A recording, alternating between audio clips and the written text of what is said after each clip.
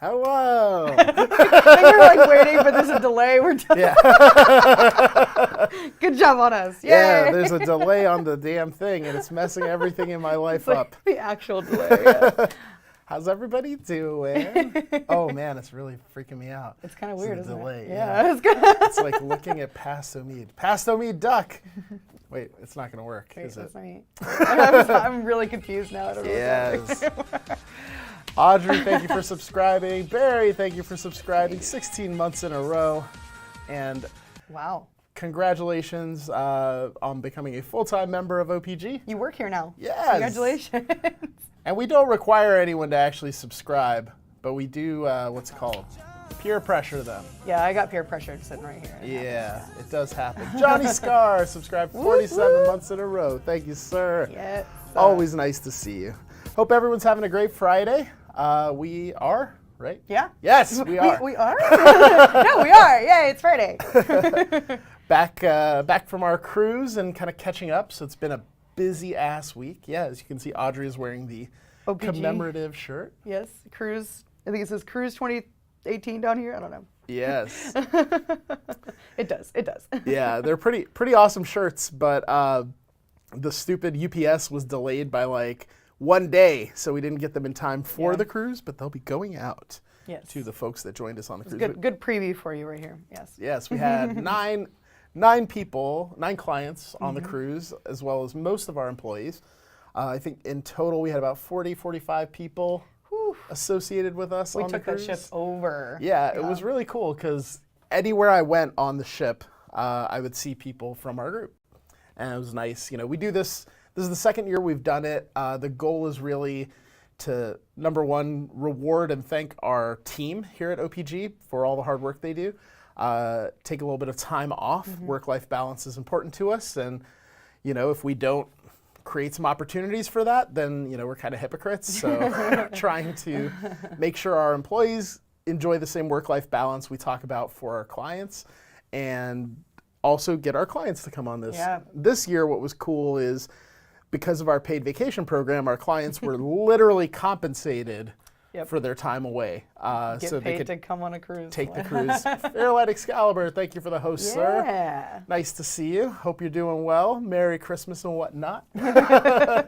Oh, he's gonna be donating some money pretty soon to a unsuspecting pizza delivery guy. Yes, I always try to deliver pizzas near Fairlight's house on Christmas. Yeah. Because just get him to go there. Go.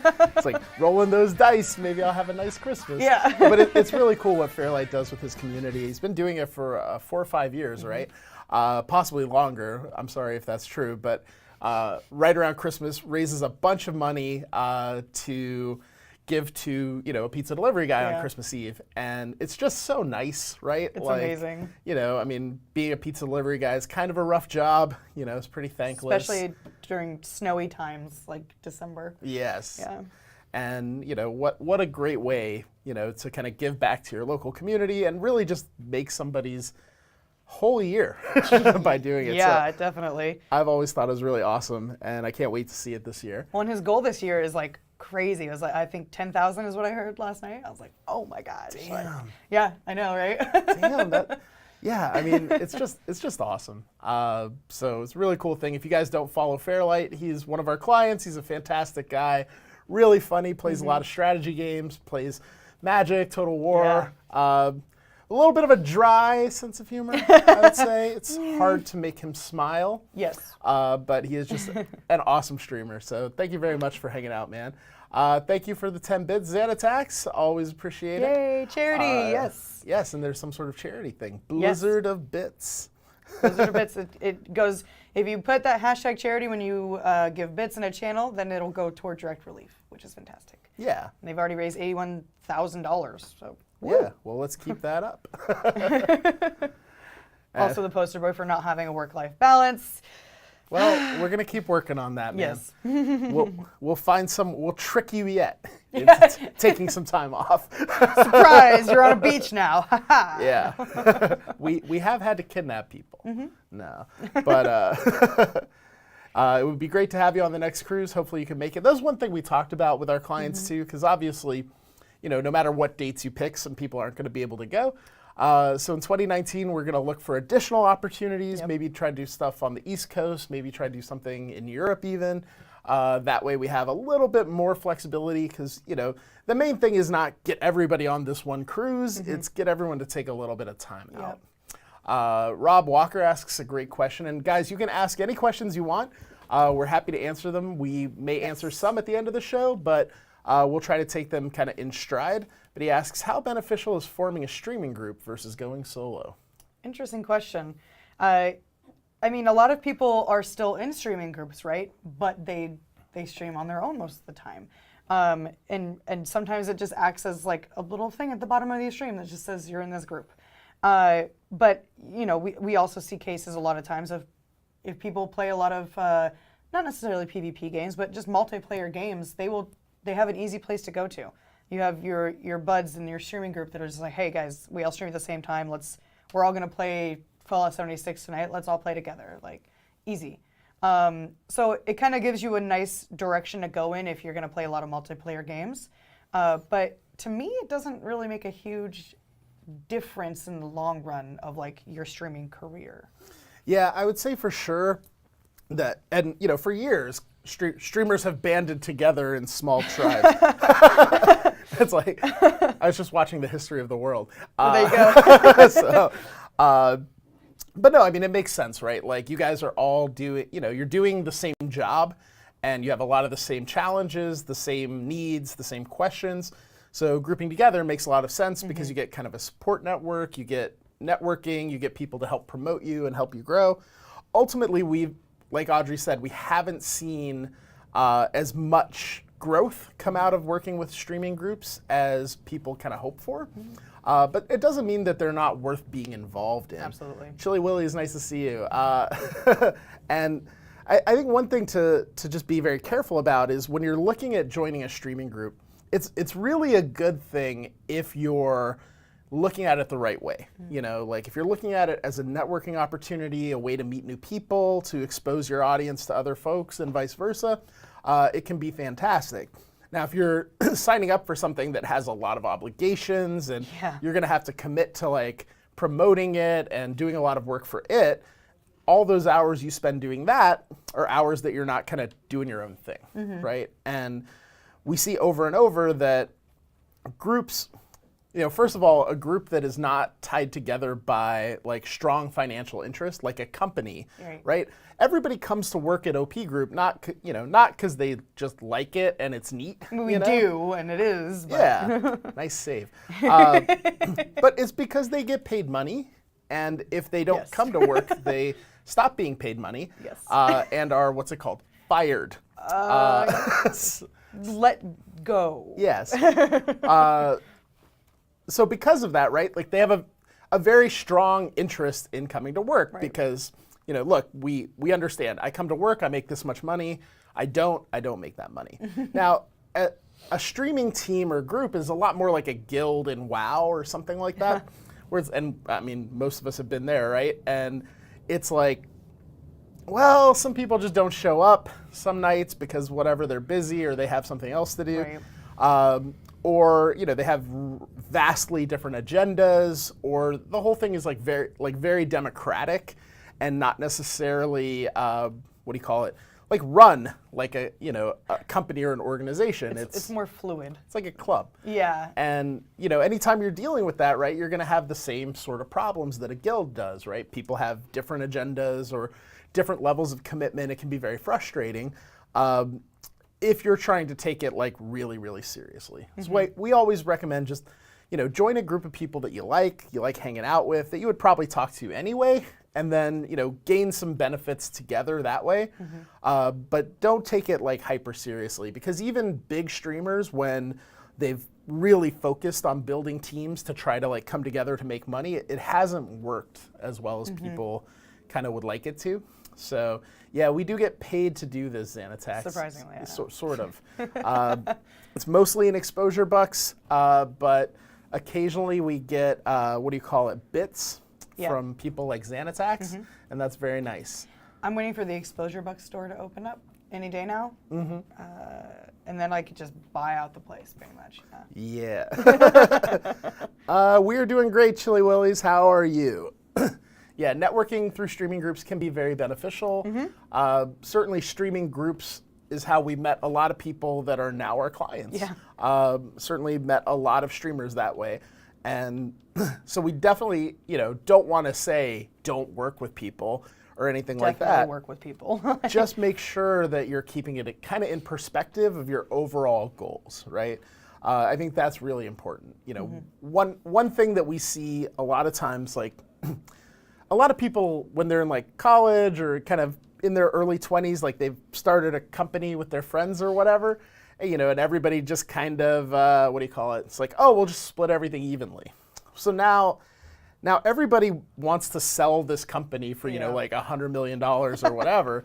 But now, even if you do, it's only worth like $25 million, like, because you've split it with 3 other people. So every person that you're kind of cutting into your strategy, right, is going to take away from its overall value to you. So, keep perspective on it, work with good people, network with good people, just be really realistic and honest in your sort of assessments of it and, the priority level in your life. Mm-hmm. It's a great question. So thank you very much. And we will answer plenty more questions. Feel free to ask. Yay, questions. Wobbin asks, do you guys have any Heroes Storm clients? No. Mm-hmm. Thoughts on competitive scene getting killed? If so, well, we'll still give you the thoughts. This is very interesting. We've talked a lot about this in the office, actually. Okay. I know, like, one of the other account managers here, Joe, he's really into Heroes of the Storm, and I used to be on that level. And it's kind of crazy to see, like, they're just shutting down the whole esports side of Heroes of the Storm and kind of bringing developers into other projects from that team, mm-hmm. moving away from it a little bit. And I think it's just indicative of, like, it's a great game, but I think it kind of came into the space a little too late. Yeah. I mean, I don't know. My personal feelings on Heroes of the Storm, MOBAs in general. So I worked on trading card games for a long time. I worked on Magic and Yu-Gi-Oh! And Pokemon and World of Warcraft trading card game. Worked on a lot of the big trading card games. And every single trading card game comes into the space and says, look, we don't have to kill Magic. We're not the game that's going to do that. But, we just need to capture like 10% of their market share, 20% of their market share. So that should be easy, right? Because it's so big, and surely some people are tired of it and things like that. And so people launch these trading card games and they massively fail. And what they didn't account for is the fact that, there's a huge investment to trade, to go from playing Magic to playing Yu-Gi-Oh, right? Yes. It's like I have $10,000 worth of Magic cards. I can do whatever I want. In Yu-Gi-Oh, I have $10 worth of cards and I suck. Yeah. And the same can be true between MOBAs, right? Like, if you're deep into League of Legends or Dota and you really like that game, you're not very likely to switch over to Heroes. And I think Blizzard may have misjudged that and thought, well, just like we did with World of Warcraft, we will build it, they will come. Yeah. But the reality is that, the competitive market that World of Warcraft was jumping into was a lot different than the competitive market that Heroes was jumping into. And, totally different time. Everything was different. Yeah. And World of Warcraft had some huge technological advantages that Heroes didn't really have because League of Legends, relatively easy to play on, kind of an okay computer, right? Whereas most of the big MMOs, and certainly the ones that were coming out at the same time as WoW, were asking people to have like a $3,000, $4,000 computer, for a lot of people even upgrading to a new computer. And, it just wasn't worth it for people. Like, well, I'll try WoW since I can already play it. Oh, wait, this is good. Heroes never really picked up, never really caught on. It was a good game, like certainly a high quality, professional Blizzard product, everything you would expect from them. Absolutely. I really don't think it was their fault, but no. I don't think anybody at any point really expected it to kind of break out. Right. Once they kind of saw how it was going early on. But yeah, it's sad. It's always sad when games sort of scale back or wind down. It'll be interesting to see because Blizzard hasn't ever really killed a game. Right. And my guess is they're not going to kill Heroes of the Storm. They'll probably just put it into what we tend to call maintenance mode, or free-to-play games call harvest mode. Yeah. Where the game just sits, it doesn't cost that much money to keep online, but they don't really put any more resources into it except just keeping it online and, hey, harvest whatever money comes in. Yep. Yeah. And I think, yeah, what would you advise to streamers that focus for 3 years on HOTS mainly? I mean, this can be true for literally any game that anybody just spends most of their time on. If you mainly just stream one game, you always run the risk of that game somehow, for some reason, just dying completely. And then you kind of have to figure out where you go from there. And that's why, we do try to encourage people, stream a variety of games. Because then if your home game dies, at least your audience is used to seeing you play different things. And it is a bummer, that you've invested so much time into one game that just kind of went nowhere. But, at least you have the memories. Yes, at least you have the memories. That sounds really bad, but memories are great. I don't know. I mean, the important thing, right, is making sure that you're diversifying in everything you do, right? It's not just this. You don't just. I don't have a good example. Diversify, people, and it really is on show. I mean, historically, we've seen this on Twitch a bunch of times. Yep. When I started watching Twitch in 2012. Minecraft was huge. Oh my God. Minecraft was what Fortnite was at the beginning of this year, and everybody played it. You had people like Giant Waffle with like 8,000 viewers in Minecraft, and it just died. Like people were done with it. They were done watching. The audience moved on, and the streamers that had just been playing Minecraft day in and day out for years are like, where did everybody go? What the fuck do I do now? Because they didn't start diversifying until most of their audience had left. And so they're in a much worse position because a lot of people were gone. You can't get those people back. Yeah. And realistically, that's the strongest thing, is if you're able to move people to whatever you want to do, then it doesn't really matter the success or failure of a specific game. Because your audience will just come with you, right? Like Fairlight is a great example of this. His audience will watch him play anything, and and it's not because he's good at games, because he's not, and it's not because he's charming, because he's not. Just kidding. God, yeah, I hate that guy. No, but it's because Fairlight has built a community that likes him, and they've watched him play, hundreds of games and be good and entertaining at all of them. Yep. And so, they don't go in and say, well, if Fairlight's not playing Total War today, I'm not watching him.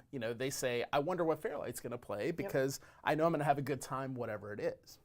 And so people that are now seeing HOTS die, it's rough because like a lot of that audience is already moving on to the next thing. If I were streaming Here's the Storm right now, I would ask myself, okay, what other games do I like? Yeah. What other games does my audience like? And let me try to start dipping into them. Keep playing HOTS because it's not going anywhere. It's still going to be. You don't just drop it like a HOTS potato. Oh. Okay, I'm sorry. That one was bad. Hey, Cardboard Cowboy, how you doing, man? Thank you, Cardboard Cowboy. Yeah. Thank you. HOTS potato. And the show's over. I mean, really, there's nowhere to go from there. This is it. Bye. But I mean, so like we've had clients who, we have clients that have like a really strong main game. Towley plays WoW. I'll use Cobalt Streak as an example because when we started managing Cobalt, he was very much mostly a Binding of Isaac streamer. And he and Richard Hammer just would dominate that directory, and they were so good at it, and you just associated it with him. And when he switched to anything else, he would lose a substantial portion of his audience, and he didn't like that. Nobody liked that, right? He wanted to have his audience stay with him and hang out no matter what he's playing. So one of the techniques he developed was, it's like, let's just say you're going to stream for 6 hours. You're going to stream 6 hours. Take your main game, like HOTS in this case, play it for the first 4 hours. Now, during that 4 hours, constantly be talking about, not constantly, but frequently bring up the fact that you're going to play for a while, but towards the end of your stream, you're going to check out whatever game, like some game you want to try out. And, it's like, yeah, I've been really excited about this. I want to check it out. So, we're going to do that towards the end of the stream.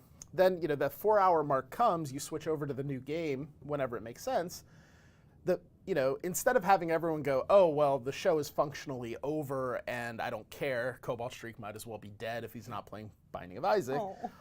People say, I just watched 4 hours of Cobalt play Binding of Isaac. It was fun. I had a great time. I got paid, right? Yeah. Like, I got what I wanted. He says it's going to be fun to check out this new game. Like, maybe I'll hang out for a bit and see, and then you get like 15, 20 minutes with those people. Some of them will still leave, but like 20, 30 minutes of that person, and you're the same entertaining streamer, you're having a good time, the game is fun, the audience likes it, people are gonna stick around, and they're gonna be like, well, it wasn't really Binding of Isaac as much, it was Cobalt Streak. Right. And getting people to understand that you're the reason that they're there gives you so much more flexibility in what you do. It's very difficult. Yes. Variety streamers, they have to work very hard to get to that point because it's you that you're selling to your audience, not so much the game that you're playing, which, I mean, most games that you're going to end up playing are really entertaining because you like to play them, right? But, like, kind of telling your audience, like, hey, you like me, I make funny jokes or stupid jokes. You say stuff like hot's potato all the time, but people want to stick around because they like those stupid jokes. You got to drop that one like it's Hots. Okay, you Thanks, stole that Pods. from Pods. I totally stole it from Pods. Dang it. Chat ban Pods so we can't see that and I can claim credit. Fairlight says, I did exactly this from DayZ to Reign of Kings and then Reign to Ark, right? And it's a great strategy, right? You give people what they want. That, as an entertainer, that's what you're trying to do. Yep. and then you give them what you want. It's the same reason that like a band will, like they're gonna play all their hits. They're gonna play their hits. They're also gonna play their new stuff. It works a little differently with a band because you're like a captive audience. You've already paid for the ticket, so they play all the new stuff first while you're still like not upset, and then they switch to like the hits. But it's the same concept, right? Like you're trying to give people what they want while also, getting them what you want. Like for a band, it's, hey, I want you to buy my new album, right? I'm still relevant. Please buy my shit. I'm so relevant. Don't just listen to my album from 10 years ago. It went from Ark to mostly irrelevant. I wouldn't say that. Nah, No. not at all, man. Just a little, no. But I thought there was one more question in there that we kind of missed. Does this apply to niche creators as well? You have to be more specific, like what kind of niche are they in? My guess is the answer is yes to your question. Everything is about acclimating your audience, right? Like if you show up for a stream, like you show up for this stream, you're definitely not expecting me to like pick up a dog and like tear it in half. Oh, I mean, I was expecting the picking up of the dog, but the tearing in half was like completely out of nowhere. Yeah, it would be pretty surprising for that to happen. Obviously, not the best thing ever. But if no one is acclimated for it, then it's shocking and horrifying. And if you've told people like, hey guys, in a half hour, I'm just gonna murder a dog, like everybody kind of knows. That's fine. Like that's what was supposed to happen. And so it doesn't really matter. No, I shouldn't say that. It does matter what you do because you shouldn't be murdering dogs or spamming or things like that. Right. But that's how you acclimate people. So like if you were doing creative, right? Like and Kip Boga is a good example of this, right? So Kip Boga mostly calls scammers and scam baits them, which is a very specific kind of content. Extremely niche. And so when he wants, like he also wants to be able to play games, right? Because, like what that is pretty hard, like scam baiting, and he wants to be able to stream all kinds of stuff. So he kind of adopts the same strategy. Talking to your audience, getting them to understand what it is that you want to do and what your channel is going to be like works really well.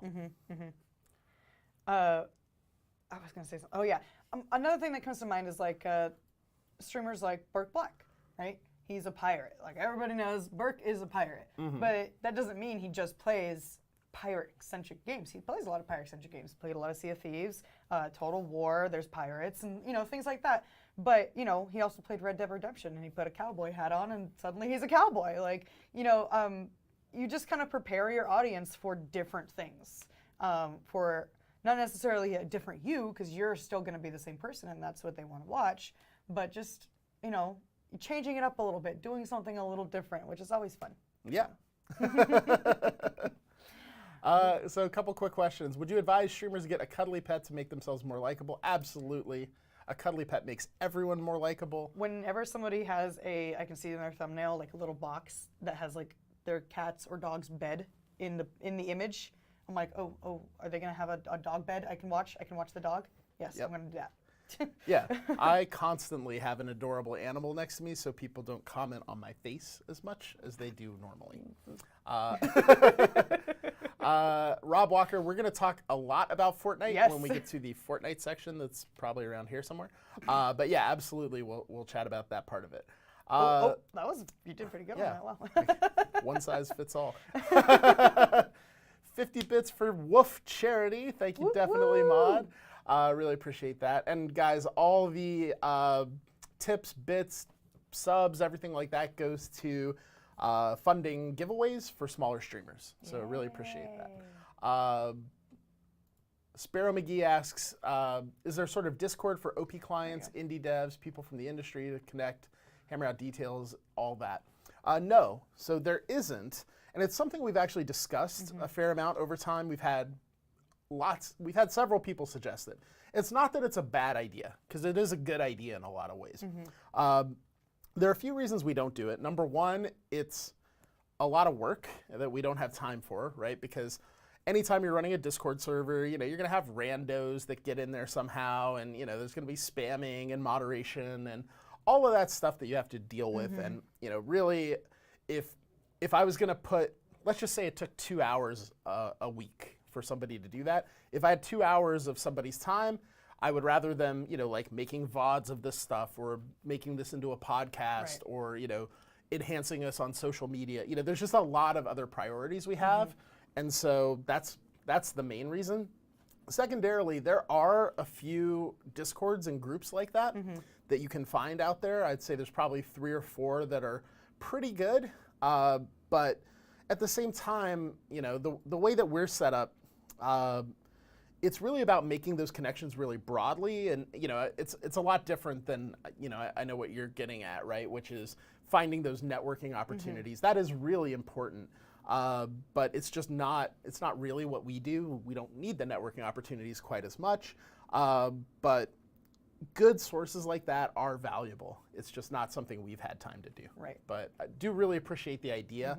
And if down the road we have that extra resource that can do it, it's absolutely something I would love to see. Right. Because, I think it would be a great place for, good streamers to meet, ask questions, talk to people, get a little bit of consultation with some of our team when they have some extra time. All of that stuff is really positive. Right. We just haven't had time for it. Yeah. And I mean, right now, like, you still have pretty good resources if you ever need questions asked or anything like that. Like, we're on Twitter. We have open DMs. DM your heart away. Ask us questions during office hours or any of the OPG staff. We're usually pretty open. So, I mean, if you ever have any questions or need help or resource or something, like, we're here. Yeah, 100%. And guys, if you're not following Cardboard Cowboy, you should check that dude out. Yes. He is oh my gosh. moderately entertaining.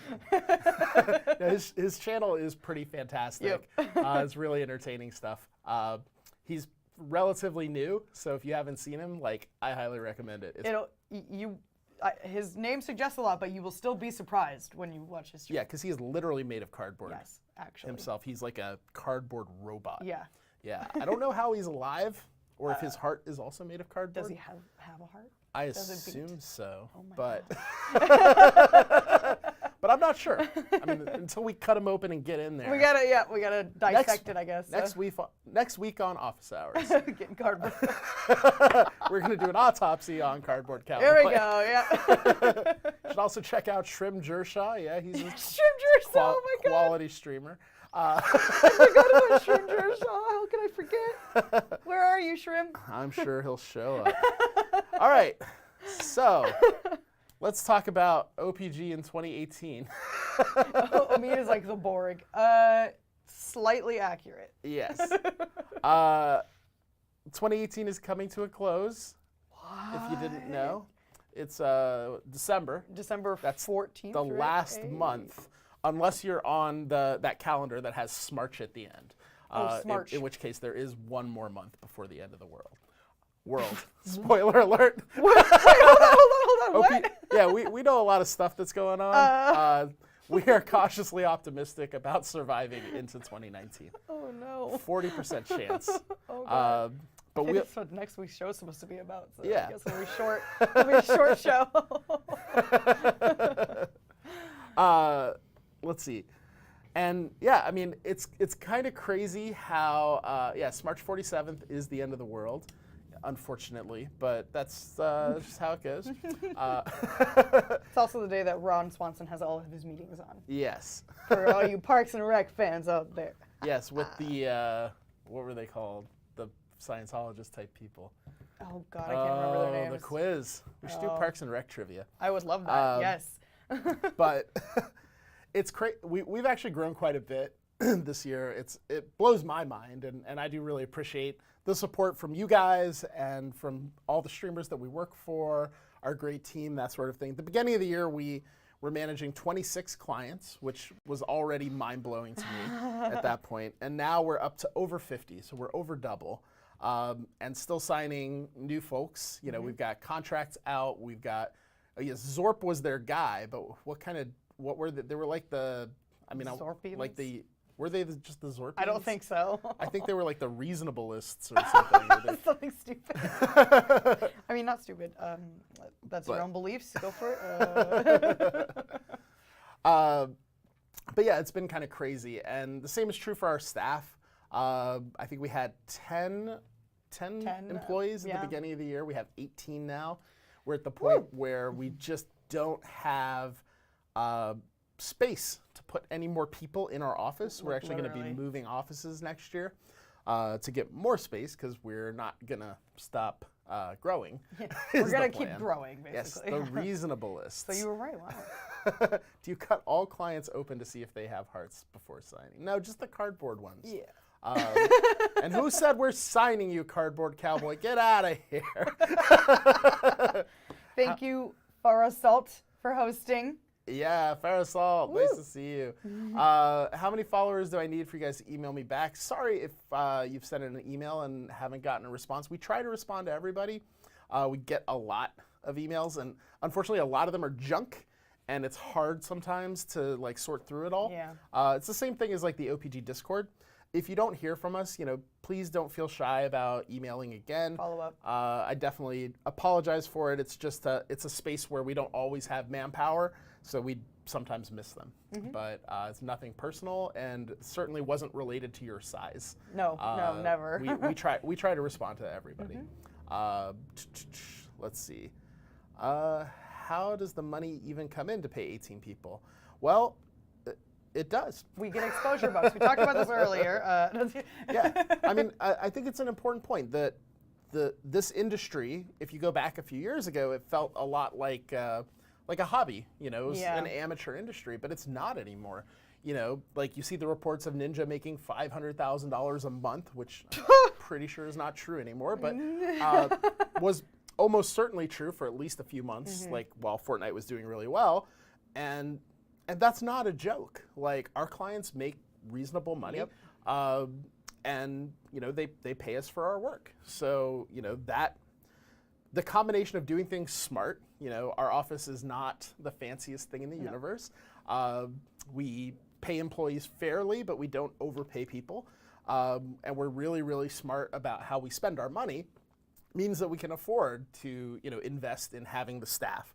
And the staff really follows the revenue structure. So, the fact that we have 18 employees is because we can easily support 18 employees. Like it makes sense for the amount of work that's getting done. It makes sense for the amount of money that's coming in. Everything, like, it's really boring and we don't talk about it too much on stream or at all. Yeah. But every week, like we have a meeting internally and we look at how much money is coming in, how much money is going out, what the projections are for the rest of the year. It's called a business review. And we use that to make decisions about, can we hire more people? Do we need to lay people off, which we've never had to do, and fingers crossed never will. And, or do we have money to go on a cruise or throw a party or, fly our clients out for consultations, all of that stuff. So, it's a very, our business is a very responsibly built one too, because we didn't take any investments. We don't have any like massive debts or anything like that. Like you see a startup a lot of times and they get like, we see all these esports teams, right? It's like $50 million investment or whatever. Well, now they have to pay that back somehow or another, whether that's usually in building a business that can sell for hundreds of millions of dollars is the idea. But now they're like beholden to, getting that money back for people. Right.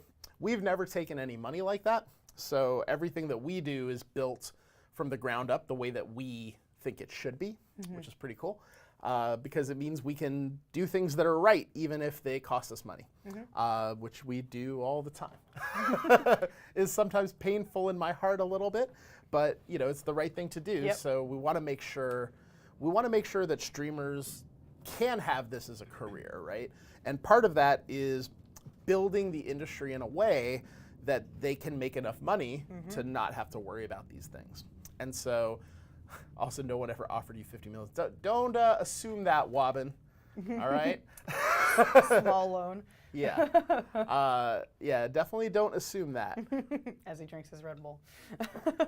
Speaking of giant money in esports, do you think esports could be the next bubble? There's new arenas getting built. Seems like something needs to give.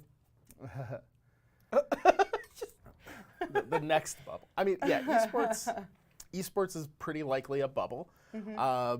And we've been like really, we've talked about this a lot over the years, certainly in person a lot, on panels. I just went to IEM and talked about it. I've gone to Goldman Sachs and talked about it. We're not shy about it.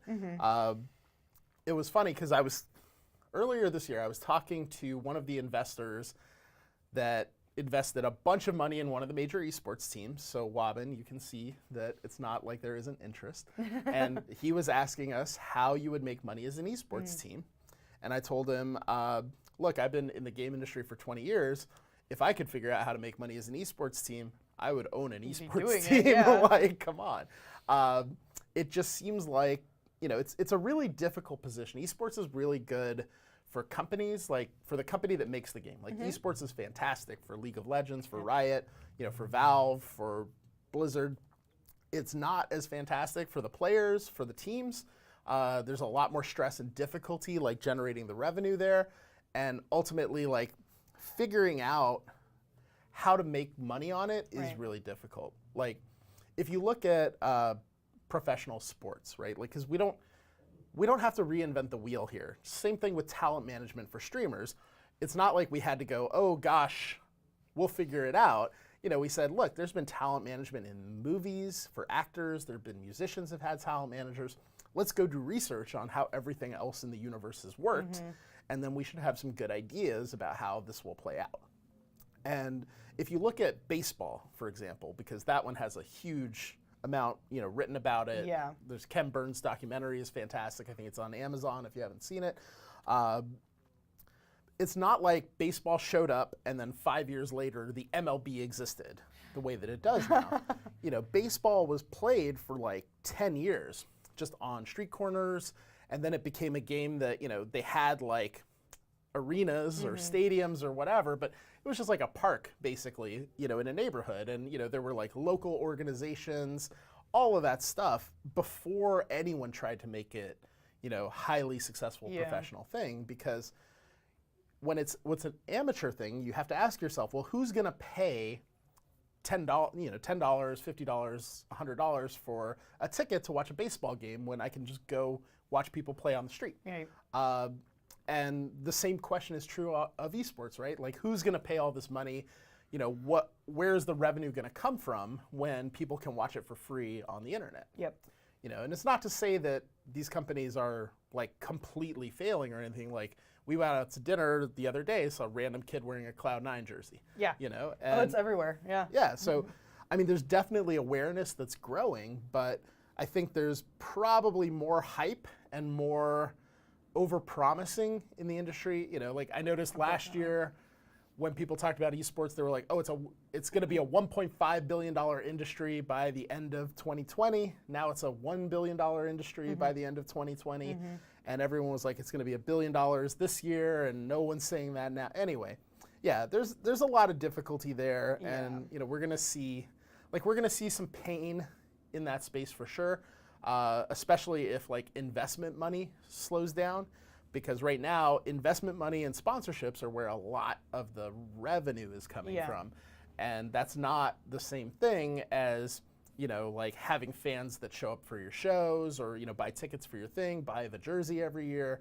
It's not nearly as sustainable a model. So, yeah.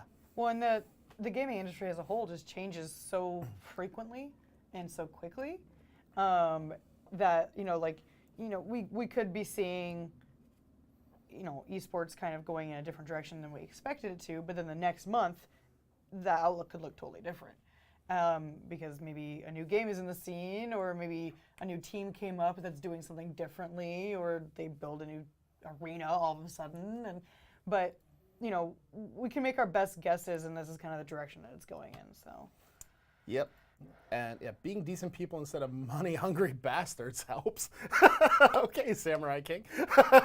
Well, I mean, and if you think about it, like we've created this business in such a way that, we have our humble office and our smaller crew and things like that, and we have people like our account team we have exactly who we need to have for the amount of clients that we have and things like that, and make sure everybody's being taken care of, as opposed to just like, getting a bunch of people in the door as clients and signing all these contracts when we can't actually like help them. We've thought a lot through that process, so we're definitely not. I don't think anybody here is a money-hungry bastard. No, hopefully not. But I mean, I think Samurai King's point is good in that. And we see this a lot of times. We see it with streamers as well as esports teams. A lot of people in this part of the industry are a little greedy, like a little thirsty. And we just learned what that meant. Yeah, are like trying to take people for what, for what they can, rather than trying to build these sort of sustainable long-term relationships that, I would rather make half as much money on something as I could, but charge a fair price, have everybody, have a good time, good experience, and have that company come back 10 more times for fair prices, than, get twice as much money as something is worth and never hear from those people again. Right. That's just draining the well. I don't know. Is that what they say? Yeah, strip mining. It's like a one and done kind of situation, and the people that are kind of under your wing or your umbrella are getting kind of screwed by that kind of thing. And so then, while it was a great payoff once, that's never going to come back. And so in the long run, that people like that end up making less money. Because it was like, oh yeah, $1 million now, and then nothing. Yeah. And so Rob Walker says, if you're a business and not money hungry, you won't make a profit. Now, I don't agree with that. Yeah, hot take for sure. I don't agree with that. I mean, if you are not money cognizant, like if you're not thinking about the money, then you're not going to do very well. Right. You're never going to make a profit. Thinking about where it's being spent or how you're getting it. Yeah. But you don't have to be greedy. You don't have to just go for money, right? Like, I don't know if you guys have seen Citizen Kane. It's a fairly old movie, so it's popular. But it's very good, and it's about a guy who is randomly infinitely wealthy, due to his parents being left a gold mining claim by someone who was staying with them that couldn't pay his bills. And it turned out that gold mine was worth infinite money, and now Charles Foster Kane is one of the richest people in the world. He has died in the movie, and so it's a bunch of journalists like trying to unfurl his life story, basically. Yeah, like figure out who Citizen Kane is. So they're basically interviewing a bunch of people. It's a fascinating movie, but they talk to his financial advisor fairly early, and his financial advisor, he's just a money guy, right? And he's like, well, there's no trick to making a lot of money if all you want to do is make a lot of money. And, it's tautological, but it sounds silly, but it's true. Like, if all you're trying to do is just rip people off and take money, Like, that's not hard to do. Like, Yeah. we could do that. Like, every single day, there are people that trust us, right? Like, and we could take advantage of that and, make more money than we're making now. Yeah. But ultimately, our goal is not to strip mine this industry. It's not to get as much out and then run. It's about trying to set up a way for this to work where guys like Fairlight, Cardboard Cowboy, all these streamers that are making a career doing this will have it in 10 years. That 10 years from now, companies will understand, okay, this is worth XYZ because it has been. And if you burn everybody out and destroy the industry, then it just goes away. We saw that happen to some extent with like YouTube, with MCNs, pushing the prices up to the point that they're insane is one of the reasons that Twitch became successful and viable. And we see it in you see it in a lot of industries, right? There's always people that are just there to kind of profit. Right. Does it feel like you're fighting an uphill battle? Not anymore.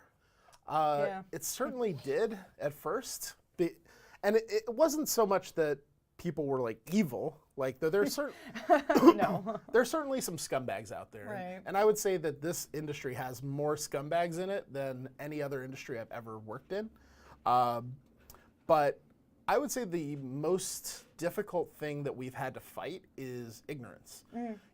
And the reason I got into the industry or I started this company was that I was ignorant. I was working at Sony and we didn't know what we were doing. And we were just guessing and we were trying our best and seeing it's like, oh shit, we massively got ripped off here. Or, oh, this completely failed because we couldn't get a hold of anybody good.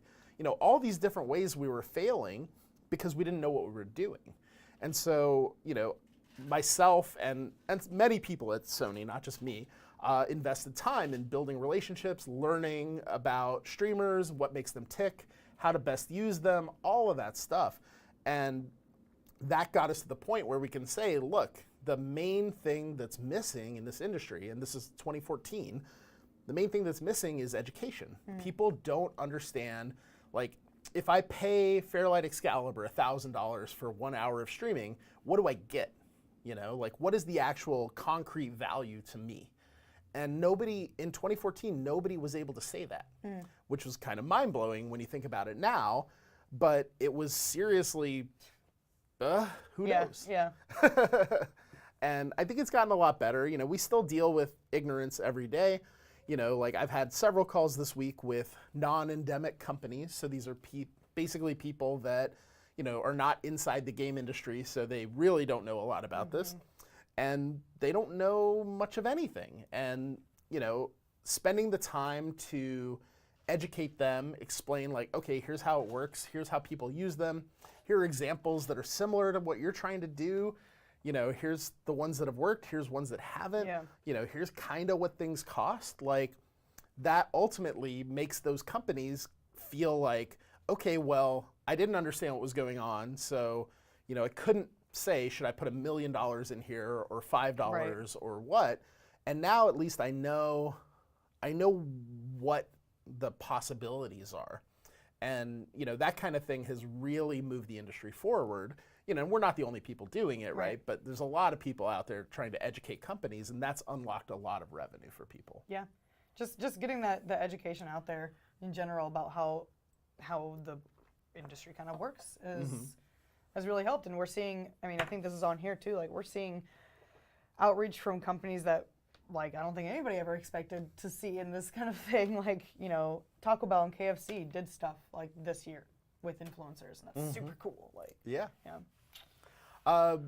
How eco-friendly is OPG? That's an interesting question. Yeah, it is. Well, I didn't set any of the wildfires.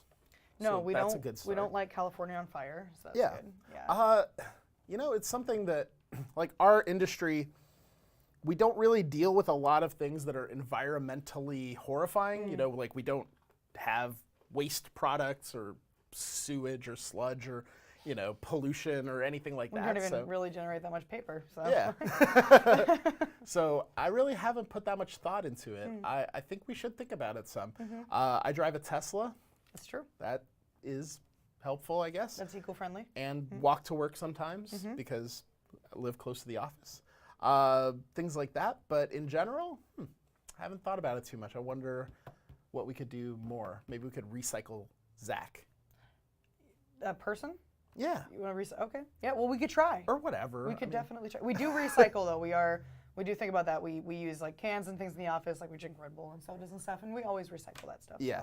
I eat most of the cans for the iron that's in them, but Yum. let's see. I know somebody, I think IoT, I think is your name, said you're new here and you're not really sure what we do. I know some people in the chat kind of answered. It is kind of like an Ask Me Anything. We have subjects every week, and we kind of talk about and use our expertise in the gaming industry and with influencer marketing to kind of answer questions and talk about what's going on in the industry in general. We have this show because our company, we help manage the business side of streaming for our clients, and our clients are streamers, not just on Twitch, on other platforms as well. And they get a lot of emails, they get a lot of inquiries for business opportunities and things like that, so we kind of help manage that side of things for them. So they're not necessarily the best business people, so we help them be businessy. Yes. Be business. Do business. Business is good. And we manage content creators of varying sizes. Our biggest, the biggest people we work with have several million followers. The smallest have several thousand. So it's a wide range, and it really kind of comes down to how we see the market opportunities develop, what people's channels are like, and ultimately if we think together we could make more money than you would on your own. Druid's Fire resub 56 months in a row. Recycling is good for the environment. That's true. Thank you, Druid's Fire. Nice to see you. Like recycling subs and renewing them. Yes. Ah! Well done. It's almost as good as your Hot's potato. Hot's potato is way better. Look, you people are saying there's no iron in aluminum. Well, I disagree. All right, we're going to teach the controversy. There's plenty of iron in here. Look, it says iron all over this can. Iron, all I know is when you pick up a tin can in Fallout, sometimes you get aluminum and sometimes you don't get aluminum. See? And then, but you never get iron. Yeah.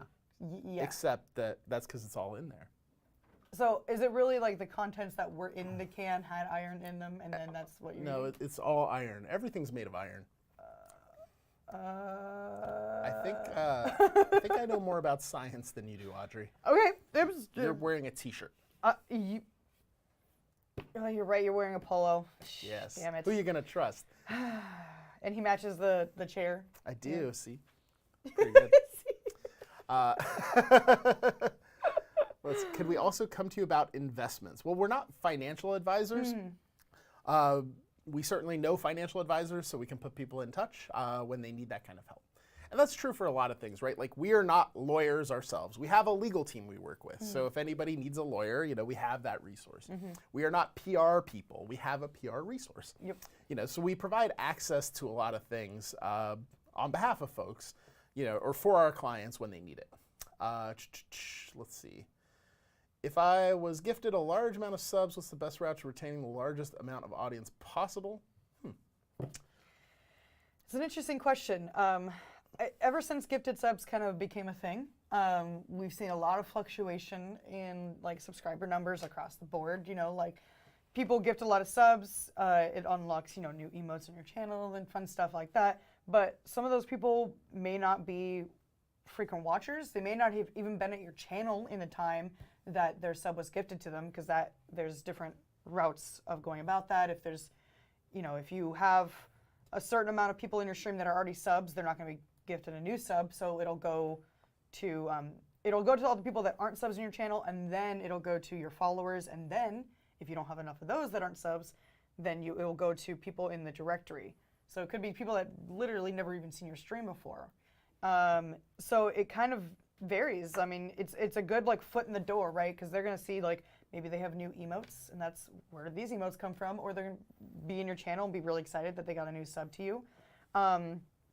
And you kind of gotta keep doing what you're doing. Keep being awesome. Keep being you. Be entertaining. play the games that you want to Yeah. play, and I'd say there's just no right answer. yeah, The best thing to do is to experiment. Like, obviously, don't blow your whole wad at once. That's not going to work. That's not your best strategy. But try out some stuff. Ask your community. Hey guys, I got 100 subs to give out. How should I do that? What do you guys think? Get them talking, because that's good content anyway to get them discussing. Maybe they have great ideas. Immediately I would say just slow roll it. Try to get it where each gifted sub is something that you can get excited about, rather than just, blah, here's a bunch of subs, right? Cardboard Cowboy says, I find most gifted subs do not renew. Yep, I would be shocked if more than 5% of gifted subs. I'd be shocked if more than 3% of gifted subs renewed, because it's a really weird thing. Subs in general, this is something that I could talk about a lot. Subs feel like they're gonna renew, but in reality, most subscribers don't renew. Yeah. Most subscribers are like, oh, I'm here for a sub train, or there's like some cool moment, some fun stuff, or I really like what I just heard and I want to give these people a tip, and I'd like to be able to use some emotes. So that's why they sub, and then they immediately cancel, or they don't put it on auto renew. So we feel like subscribers are something that should persist, because the word. Subscribe, it is something that usually persists. But in reality on Twitch, most subscribers don't. Viper Lafoy asked, do the questions have to be related to the topics or whatever? Nah. Ask whatever you want. Yeah, generally we want to talk about the business of streaming, like just that kind of stuff. But it's wide ranging. We usually build in about like 30 or 40 minutes worth of time to answer questions anyway. But I would be very happy if we never had to put together topics at the bottom of the screen and we're just answering questions the whole time. Like, this is great. Yeah, We've been answering questions for like an hour. This is fantastic. Like, I don't care if we talk about Fortnite, except somebody probably wants that question answered from earlier. Yeah, Fortnite. So please, we can't talk about Fortnite. feel free to ask anything you want. We're happy to answer anything that we can. Yeah, but another thing about gifted subs is like, a lot of those people probably haven't subscribed that got gifted a sub because they couldn't subscribe. Like, they didn't, have an extra, few dollars to spare to subscribe to you. And so it's great that they got gifted that sub. They're really excited, but they won't be able to renew for whatever reason. Yep. I know I'm gifted subs like a lot, and I think I've renewed one once. Maybe. I don't remember. Yeah. The only time I've ever renewed a gifted sub is when I was in a channel that I was going to subscribe to and someone gifted me before I could. And so you just renew right then. Yeah. It's like, well, I was going to do this anyway, so. But yeah, and that's, again, a very strange use case. Star Trek or Star Wars? Both? Yeah, both. I don't see a reason. You know this. Oh, God. I don't see a reason to like separate the two and fight or no, whatever. I'm getting married on May 4th, which is Star Wars Day, and I also love Star Trek, so whatever. Yeah, and you're getting married in Enterprise, Pennsylvania, so that's not true. No, that's not God, even a real no, place. Please. If I love watching streams in the communities around them, want to help them grow, is there a way to do that professionally? Where should I start? That's a tough question. It's pretty broad. Yeah. Look at your skill set. Are you a graphic designer? Obviously, start there. Are you a PR professional? Start there. Like, what skill do you have that you can offer people? If nothing comes to mind, then it might be best to just be a supporter. Yeah. Tweet it out, share it with your friends, that kind of thing. You might want to look at becoming a mod and learning about kind of how that works, because it's not like a high skill thing to do, but it requires people to be good at it. Yes. And yeah, in general, streamers need all kinds of help. All kinds of help, right? Like, most people, like anyone who's an entertainer, there's no reason that they should be good at so many things, right? So, I think you just got to kind of look at your jam, and see how to answer that question best. Right. But it's definitely tricky. Let's see. I feel like we may have missed one or There's two. a few questions that I got asked all at once. What do you think Twitch should make their annual sub September promotion be? I have no idea. It's an interesting question. What are your thoughts on companies reaching out? What do you think about programs like Quest Mode / Binks? I don't know what either of those are, so Oh my gosh, can't me help neither. you. But I would be curious to know what they are. What are your thoughts on companies reaching out from these new platforms popping up? Starbucks, a marketplace that matches brands and influencers. First, that Starbucks guy is on my list because, man, he sends a lot of emails. So many emails. So many. In general, I would say, it's funny because I've talked to a couple people about like influencer marketplaces just today. It's another topic where, boy, I could talk about it all day long. And they're not new. They've been around for a while as well. Yeah. But there will always be new ones because, like, number one, the old ones generally fail. And number two, people keep seeing. So there's this concept. If you're trying to build a startup, right, like you need that $50 million to build a business. So you need some crazy person who's going to write you that check. Like, you need an idea that is called a scalable solution. Now, what does that mean? It means, okay, like, if I start a lemonade stand outside, right, on the street, like, if it goes really well, I have the best damn lemonade in San Diego, everybody loves it, there's a huge line, what can I do? I can add another employee that's also making lemonade, and a third employee and a fourth employee. I can get a bigger store, right? This isn't a scalable solution. This is just, building to meet demand. A scalable solution, what you're trying to do is you're trying to get to this point where you no longer have to do the work. Like, the system does the work for you. Like, Amazon is a good example, right? Like, Amazon has all these people that work in warehouses and things to like ship stuff. That's not going to really change. But the reality is that their website, like, you don't need a human being to buy something anymore, right? Like, you go to Walmart, you still need a human being to interact with. They have those automated self-checkout things. But even those have like a person standing there make sure you're not stealing alcohol or right? something. Yeah. Okay. And look, and Amazon is even trying to fix this, right? Yeah, like with have their a store. stores that have no people. Yep. So that might become a scalable solution as well. But when you look at what Amazon has on their website, it's the perfect example of a scalable solution. All they have to do, if they need to add 1 million new customers, they just have to add more servers on the back end to handle the traffic. They don't have to, add 10 new employees or 1,000 new employees or whatever. That's a scalable solution. So these influencer marketplaces, they're trying to do the same thing. They're trying to be a scalable solution to sponsored work for streamers. And the idea being, look, company, we have all the streamers use our influencer marketplace, so all you have to do is put a bunch of money into one side of the system, put your $100,000 in, and then our scalable system will go out and reach $100,000 worth of people, and you'll get your work out of those people. They'll make their money because, again, it's a really easy solution. And yeah, we'll just take a little cut for having this thing in place. Right. So when you say it that way, it sounds like a perfectly reasonable idea, right? But would you ever cast a movie that way? It's like, okay, Paramount, why don't you put $100 million into this bucket and we will cast Mission Impossible 9 for you, And then, who do you get? Well, it's not Tom Cruise. Yeah, we couldn't get Tom. So. And, I think part of it is that there's a conflict between how people view streamers.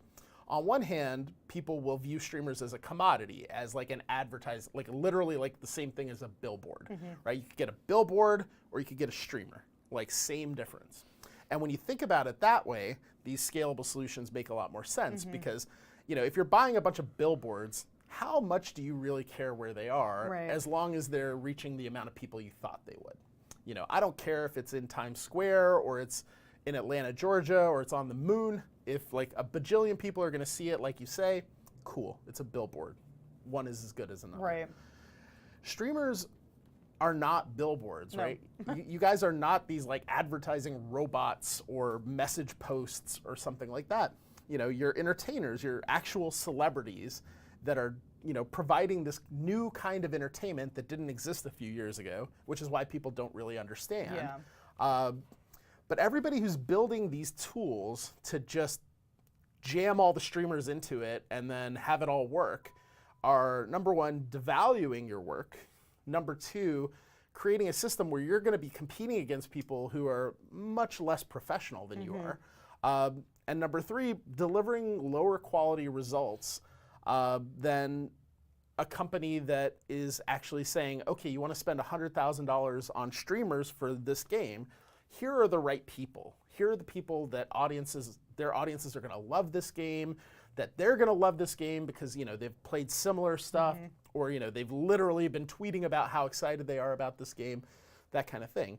Just the same way, if you let a robot cast your movie, sure, the results may be okay, but they're not going to be as good as if you get the best casting agent in LA to pick the people, right? And so that's kind of the push-pull of them. We definitely see just infinite of these things.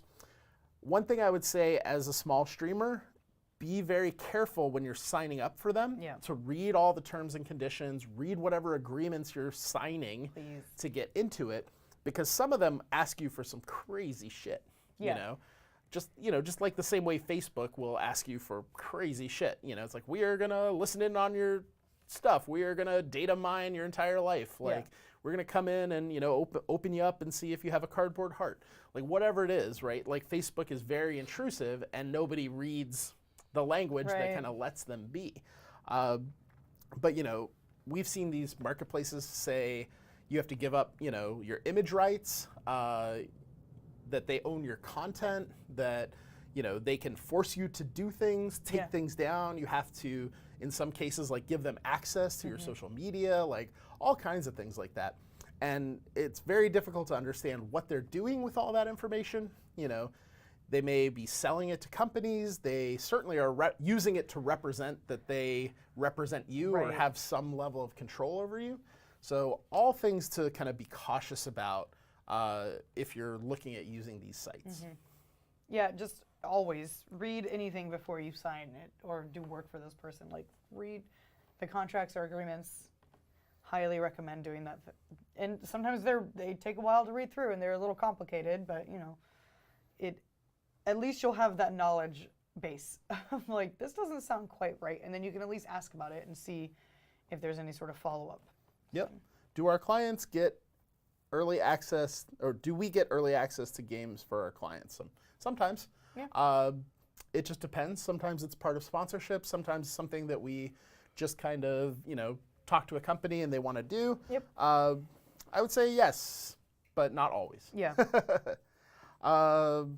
Rob Walker, are you in my mind? I don't know. That's something you may want to get checked out. Might be.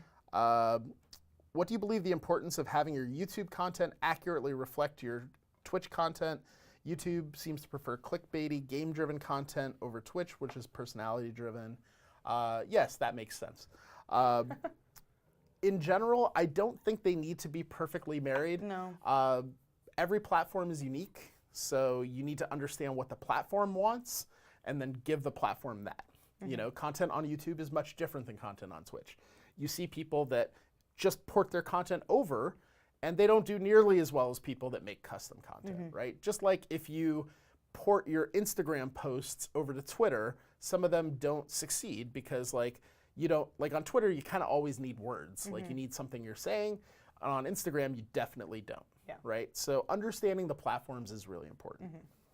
Yeah, I mean, and it creates a little bit more work if that's something you want to do, is have those two things be both pretty powerful channels. You're going to have to end up creating custom content for YouTube. And that's why a lot of successful streamers don't necessarily do that. They'll put their highlights on there and stuff like that for people who are on their YouTube. But a lot of people that are watching their Twitch streams or their VODs aren't necessarily going over to their YouTubes. Yeah. And so they're seeing different audiences in the different places, but they want to focus more on Twitch or their streaming website than YouTube. So. Yeah, and I mean, one thing we talk about sometimes too is if you want to be an influencer, right, online performer, whatever you want to call it, that it's not about the platforms, right? You don't want to be a Twitch influencer. You want to be an influencer, like an independent person that is, running kind of their own content, right. Which means that delivering content across different platforms that's meaningful on those platforms, building your audiences in all those places is great. Because, hey, we never know. Like, Twitch is doing fantastic right now.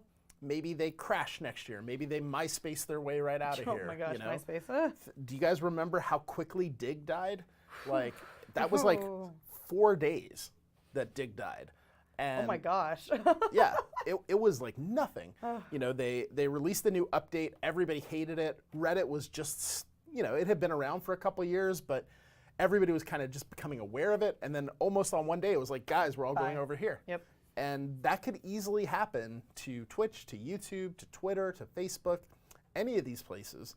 And so making sure that you're built up in as many places as possible is really important, because what if Instagram next year is the place that makes the most money? Wouldn't you love to have a large following on Instagram if you're trying to make money?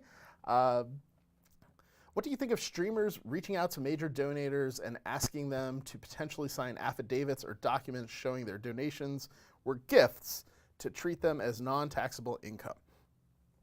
Wow. I think that's whew. Yeah, that's a heavy one. That's a lot of work. Yeah. I mean, I can see why you would do it, because, you know, the difference between gifts and taxable income are pretty substantial. Yeah.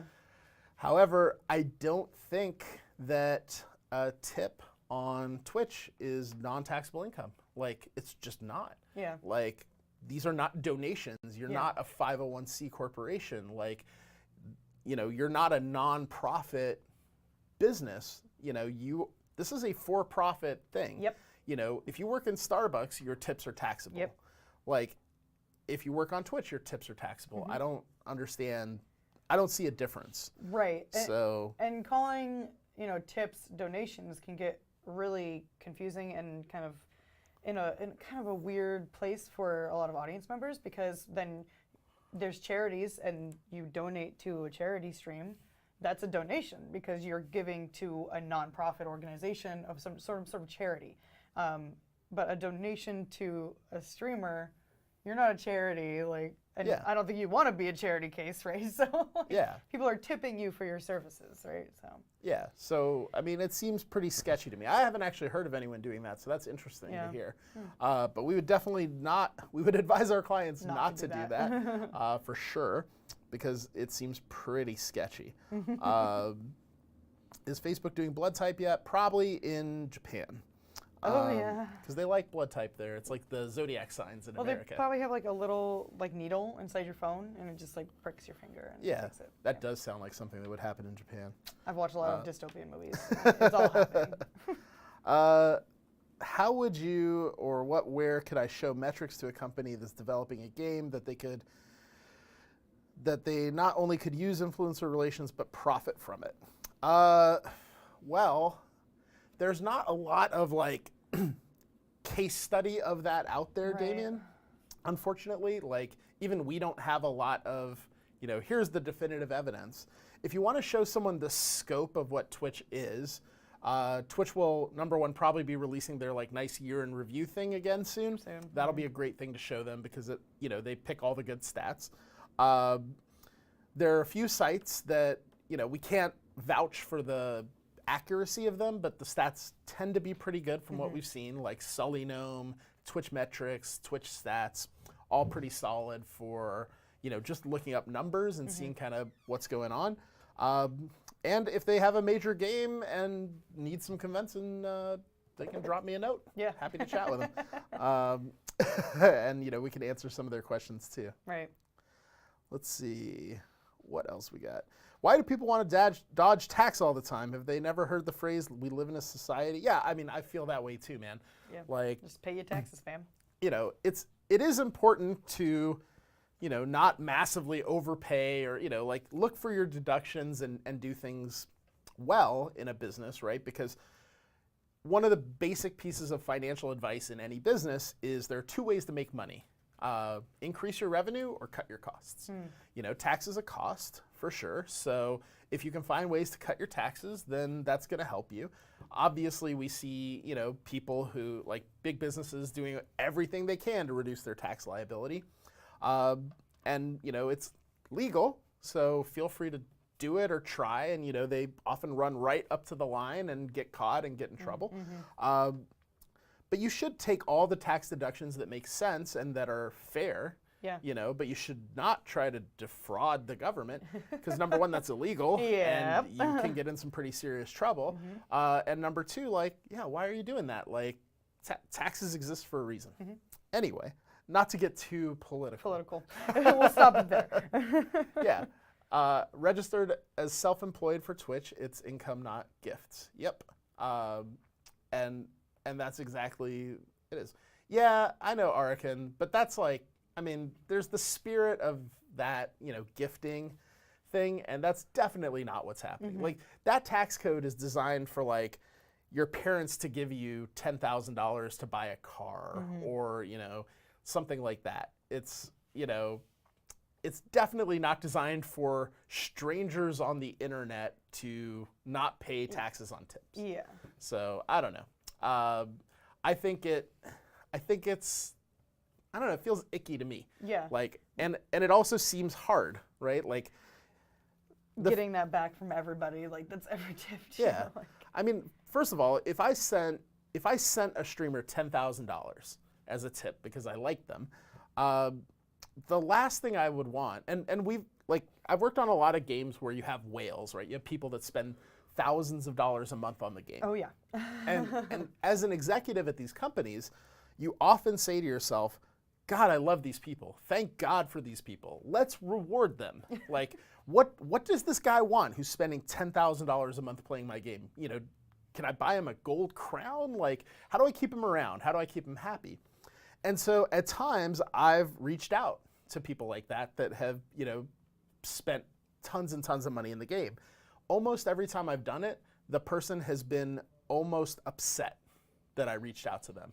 Like, I don't want anything. I just want to be left alone. Yeah. Like, I love this game, and That's you know, it. please don't bother me. Yeah. You know, like, and the few times it's happened, I felt like, well, fuck, I almost lost that customer Yeah. for this company, and you know, this guy is like, you know, basically making us $1 million a year. Like, we definitely don't want to lose him. Yeah. So, looking at how it actually works, you know, if I'm one of those people, like, where I can just if I can send a $10,000 tip to somebody, then obviously I'm doing pretty well in my life, or I've just made a terrible decision. So let's assume it's the first, where, you know, it's like, I'm a Saudi prince, so $10,000 is $5 to me. You know, so I didn't even think. I just like this guy, $10,000. The last thing I want to do if I'm that rich, crazy person is get an email that says, hey, actually, could you fill out this affidavit saying that you sent this to me because XYZ, and I'm Yeah. trying to not pay some taxes on it? Like, I would immediately just be like, well, I now feel really bad because I tried to give that money to someone, and, you know, so. And we had to go around this different way of doing things so that it was more convenient for them Yeah. to have my money. Yeah, and it's definitely, yeah, I mean, it's rough, Arakan, right? Because there are definitely people out there, you know, that massively game the tax system. Oh, yeah. You know, do horrible scumbag shit too. You know, I've worked for them and seen some of the shenanigans that like a big company will try to go through to like dodge some taxes. And you know, when you think about that, and then you think like, yeah, you know, a streamer's trying to struggle and make it, and you know, if they could just, you know, make a few thousand extra bucks here, like that would be great. You know, it is a great way of thinking of it. So, you know, it's not like you're a horrible person for, you know, considering this, right? Like, it's a great idea. Like, it's a very clever, you know, piece of thinking.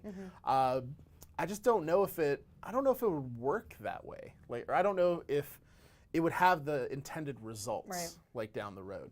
So anyway, just my opinion. I've never thought about it before. I think it's really interesting, and I'll be thinking about it some more. But you know, and this is kind of a cool thing, right? Like, because there's never existed in any other form of entertainment a reason why anyone would ask that question. Right. You know, and so how cool is that we're all working in this industry where somebody can just have an idea that like no one has ever had to think about before. You know, like there has never been an online performer that, you know, reasonably is just getting like having people send $10,000 here and there, right? It's pretty crazy, yeah. And I'll definitely chat with some folks about it, Arakan. But That is my off-the-cuff take. Yeah, that's your hot take. Yeah, today. hot takes all day long. Let's see, what else do we have to chat about? And definitely keep asking questions, but I think we've gotten through everything. If we didn't answer your question, feel free to ask it again, that sort of thing. But Fortnite is something we're supposed to talk about. Now, Fortnite, you know, we probably don't want to get too deep into it. I think if you have a pulse and are related to Twitch, Fortnite good, Fortnite big, Fortnite did good. Do you personally want Fortnite to die? No.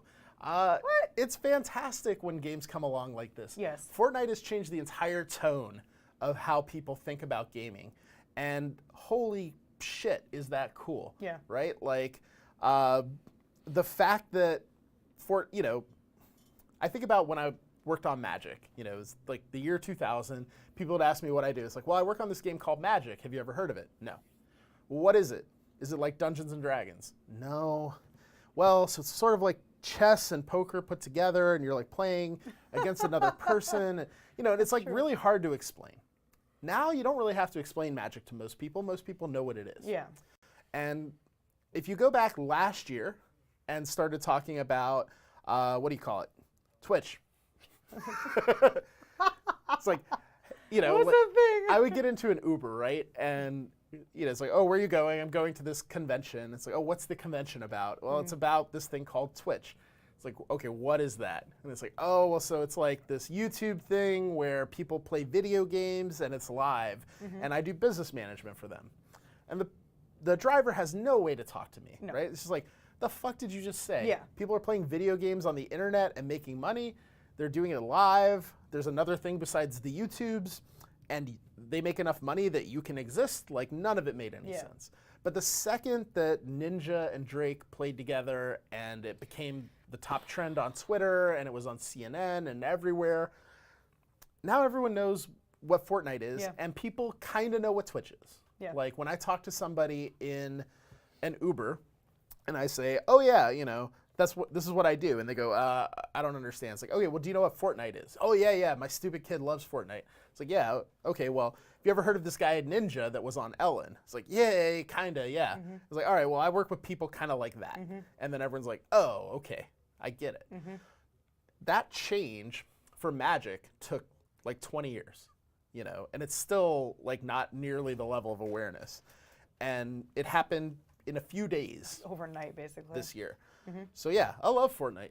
I know when I get relatives that start texting me, asking me if I know Ninja or something, then I know that's good. Because, like Z Corona says, it makes it easier to explain my job. Like, you know, I have a lot of family members who they're not technically savvy, they don't know what I do, they don't understand. And I actually have a lot of really close friends that have no idea anything about the streaming world or anything like that.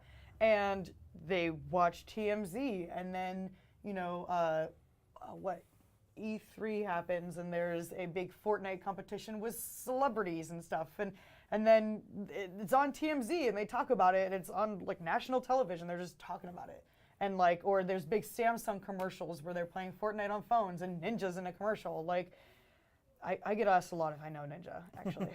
Yeah. Yeah. It was funny too, because so the day that happened, I was actually in LA with Gassy Mexican because he was doing a preview stream for the movie Ready Player One. Right. And like at the end of the day, we all got to watch it early, right? So you know, Ready Player One. If you talk to people that are like passionate about VR and like new game experiences, it's always something that they cite. Like I worked on, you know, EverQuest Next, and every game designer, creative developer was all about Ready Player One and, you know, how you could build this experience that was super meaningful.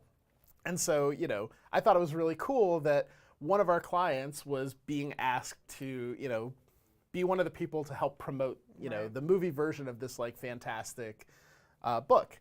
And so we're sitting there, Max and I are sitting there watching the movie with a few other people. Bajira came too. And, you know, the movie ends, so we all pick up our phones, and it's like, what the hell is going on with Ninja? You know, and like the OPG chat is like blowing up, everything is like blowing up, and like, we're like, holy shit. You know, so like while we're there watching this like version of, you know, how like the future could be changed, you know, the future of our industry was actually changing which I thought was just really cool. And Twitch was mentioned in the Ready Player One movie. It was. What the bitch is Twitch? That wasn't that. That was not what happened. That was, I can't remember what show, but it was on some like Gilmore Girls kind of show where, yeah, somebody says something about Twitch and somebody goes, what the bitch is Twitch? And that for a long time, that was the biggest mention of Twitch in the world was on whatever that show was. What's the best way to tell my brother I can't lend him any more Fortnite money asking for a friend? What I would do, Swag Dracula, is I would take him somewhere remote, maybe in Louisiana, like down by the river or something at night, and just fucking drain all of his blood out of him. And then it doesn't really matter what the answer to the question is, right? Are we like tearing apart puppies again? Is this we're back to this No, part I'm of the just stream? helping Swag Dracula kill his brother. That's nothing wrong with that. Also, hey Swag Dracula, how you doing, man? Guys, if you haven't checked out Swag Dracula's channel, it is fantastic. He's a phenomenal streamer, hilarious guy. Also, definitely really a vampire, 100%. 100%. So just watch yourself. He's the if swaggest around. Vampire. He is a very swag Dracula. It got very Interview with a Vampire in here. Yeah. All right. Well, just let us know how it goes, Swag. Don't take pictures. Yeah, that's probably not the best. No evidence. Get the rug. Oh my gosh. The worst part's gonna be when he accidentally makes his brother into a vampire as well, and now there's all this like brother stuff going on. It's gonna be a really boring book. And a really long movie. Yeah. Yeah. Now I see how far OPG will go for clients. Hey, I mean, I'm not gonna go drain anybody's blood myself. I'm just saying, like. Yeah, I'll do it. Oh, wait, no. This is live on the Twitch. So? People are gonna know about it. They're gonna put this on the news. That's fine. Oh my god. Whatever. Like people don't know about all the blood I've drained out of. So Fortnite. Still a better love story than Twilight. Oh man. Yeah, I mean, Fortnite completely changed the game for Twitch. It's interesting too, you know, if you've seen some of the stuff that was happening with Gamepedia. Yeah. Now Gamepedia just got sold from Twitch to Fandom, which is owned by Wikia, which is part of Wikipedia, sort of. And, you know, some of the viewership coming out of that, but definitely like insane viewership coming from Fortnite. It's softened a lot lately. I mean, a lot. But it's by no means dead, right? Like Minecraft had this massive spike, and then it had like probably a year and a half, maybe 2 years of being fine. And I think that we're probably at the beginning of the downswing for Fortnite, but Fortnite might have been bigger than Minecraft. I think so. I'm not sure. I feel like it was. And so the downward slope of it will probably be pretty similar. I don't think it's going away. Like, yeah, it's, as Fearless says, right? It's the most watched game right now. I would anticipate for most of next year, it will still be the most watched game. You know, something out of nowhere, I think, would have to come up and surprise us, which could, That'll right? probably happen. Fortnite came out of pretty much nowhere. Yeah. You know, we noticed it late 2017. We started talking to Epic in like mid 2017 about it, and we were just kind of like, yeah, okay, cool. Best of luck making a cartoony PUBG, which is in retrospect exactly what WoW did to EverQuest, right? So probably should have noticed that connection. But you know, and it came out and it was actually doing pretty well, and then they introduced the Battle Royale mode and it just clicked. It was perfect. Yep. And that was like late last year. September of last year. Yeah. I looked it up. And then, well done. And then, you know, the Drake thing happened, what, April? March 14th. 2018. 2018, yes, 2018. Yeah, it says right there. And, you know, of course, that just catapulted it into the stratosphere. Yeah. So it's pretty awesome. Well, and it's kind of funny, a side note, to like see the part that Drake has played in this, which is super weird to me. But before he played with Ninja, I found out through like Instagram or something that he was going around to just different experts in their field and like inviting them to his house or doing things with them so he could learn how they did things. Like Michael Jackson used to do. No, not the same. Okay. Not the same. No, there was like it was weird. It was a vape dude on Instagram. He's like really big on Instagram and he does all these vape tricks with his vapor. I don't know. And Drake like called him up and was like, hey, can you teach me how to do all that stuff? And he was like, sure, I could try. And I was like, well, that's cool that Drake's doing that. And then like a month later, he was playing with Ninja. It's like, oh, well, I guess it makes sense. Well, he's probably been doing that for a while because as I remember, he used to be in a wheelchair. Yeah, and so now he's not. He hung out with people and learned how to walk. Yeah. And then he graduated from high school. Those are both pretty big Yeah, accomplishments. I agree. And yeah, well, I mean, good on you, Drake, or Aubrey Grace, as I know your name to be. Oh my God, really? Yeah, because His name was Aubrey. I watched a lot of Degrassi. So close. So much Degrassi. I forgot that Aubrey is like, what is that called? It's A a name that males and females can both have. Yes. What is that called? Aubrey Graham. Wow. Oh, what did I say? Grace. Grace, whatever. You're a real fan. Who cares? Do you even Degrassi? Wheelchair Jimmy. There's a name for you. That's what we called him around my house. No. A name that can be for either gender. Androgynous. A sexonym. Sexonym. That's what it's called. No, it's not. Yeah, sexonym. I believe you. You're saying it too fast for me to believe you. Sexonym. Okay, that makes more sense to me. I think that's a real word. You're welcome, yeah. Platform So growth, right? No, not a sex gnome. That's disgusting. Where's this show gone? Yeah, it's getting warm in here.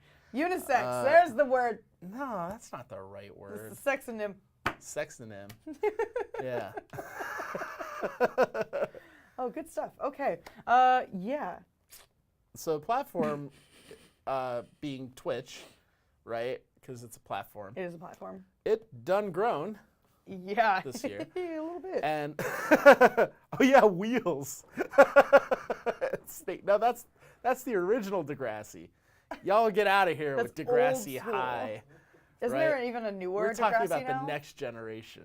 Yeah, there's a newer one. It's called like #Degrassi or Degrassi the millennials or something. Degrassi the millennials. It's not bad what I've seen of it. Sounds Degrassi bad. is pretty great. It's like it's a great. No, the next generation is the one that I'm talking about, the one with Drake on That's it. the one with Patrick Stewart, right? Yeah. 'Kay. Patrick Stewart was the principal. He'd taken over for what's his name, the bald guy that used to play Snake. Mr. Feeney. Mr. Feeney, yeah. And Degrassi, the avocado Toast generation. generation. They're all talking about how they can't afford houses. Yeah, and, because they all buy avocado toast all the time, so they can't yeah, afford and the they've got those houses. bird scooters. Yep. And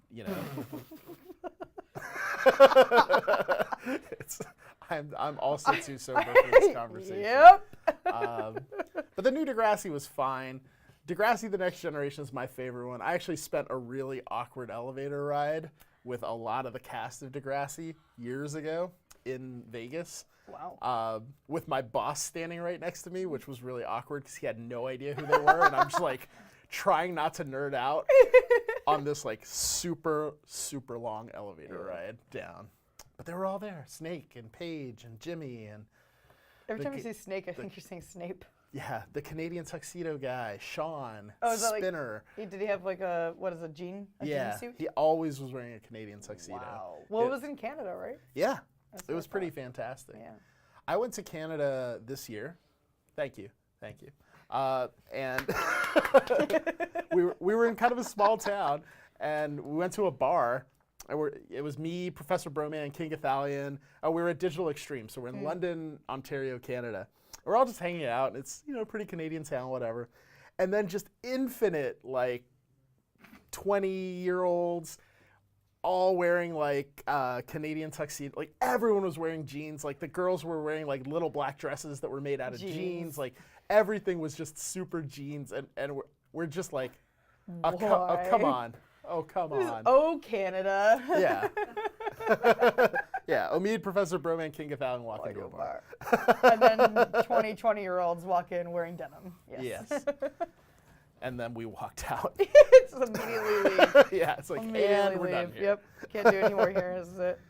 Yeah, so Twitch grew a lot, I think, is the TLDR of it. It's not super surprising. We've got some great stats that we'll gloss over. 5 million daily active viewers, spending an average of 106 minutes per day on Twitch. Over an hour, wow. Which is, yeah, almost 2 hours. So well done, universe. Y'all gotta beat me. We could have cured cancer, but instead we're watching Twitch. Yeah. Well, maybe somebody on Twitch is curing cancer and we're just watching them do it. Well, I would watch that, Yeah, me but too. I haven't seen it. Darn it. Cardboard Cowboy, what are you up to? Cardboard Cowboy and man. Swag Dracula should combine to cure cancer. Yeah. I would watch the shit Cardboard out of Dracula. that. Cardboard cures Dracula. Cancer. Swag Swag Cowboy. Cowboy. Yeah, Hey! it's all good. But I'm on it. but yeah, I mean, that's a lot of time, right? And it really speaks to, like, if you want to understand why Twitch is such a successful place for people to market games, why all these sponsorships and things work, it's because viewers are actually watching infinite, stream. Like, they care. Like, this is such a good form of entertainment that it makes sense that, you would advertise games on it. Right. And so that stat by itself really tells you why, like, this year and going into next year, streamers are making a good amount of money from, like, sponsorships, endorsements, things like that. Dr. Acula. If you've ever seen the movie Monster Squad, have you seen it, Audrey? No. All right, Of well. course not. You gotta. All right, OPG.